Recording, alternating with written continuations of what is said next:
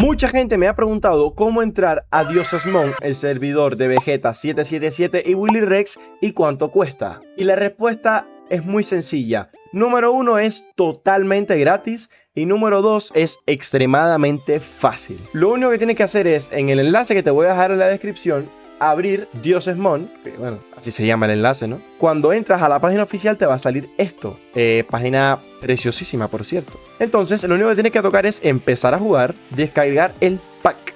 Y aquí hay dos versiones del Curse Forge, el pack Pro y el pack Lite. No quiere decir que el pack Pro cueste más o traiga más cosas y el Lite no. Es que el Lite está optimizado para ordenadores de bajo rendimiento. Y el Pro es para, bueno, pues un ordenador relativamente bueno de gama alta, para que puedas jugar, pues, duro. Y, por ejemplo, yo tengo el Pack Pro, abro así, te va a abrir este enlace. En caso de que no tengas el Curse Forge instalado, vienes aquí y tocas instalar vía app. Y te va a abrir esto. A mí ya me abre el Curse Forge directamente porque lo tengo instalado, pero si no, se te descargaría el Curse Forge y lo tuvieras que instalar, ¿ok? Después de que lo instales, te va a salir automáticamente esto. Después de que entres aquí de Diosesmon Pro, lo único que tienes que hacer es... o sea, probablemente te vaya... Bueno, se me está descargando nuevamente, ¿no? Lo voy a cancelar.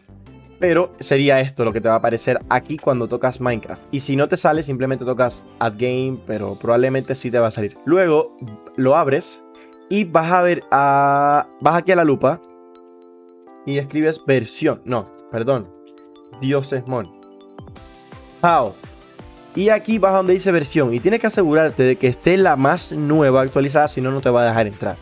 Luego de que hagas todo esto, te vas al menú principal y tocas Play.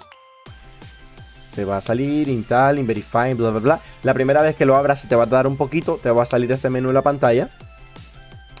Y cuando termine de cargar todos los recursos, ya como pueden ver, aquí abajo está cargando. Y ya, bueno, ahora no se ve, pero si yo cambio en el OBS para esto, ahí te va a salir. Ya está. O sea, no hay nada más sencillo que esto. Así que, ¿qué estás esperando? ¡Únete hoy al servidor de Vegeta, coño! Chao.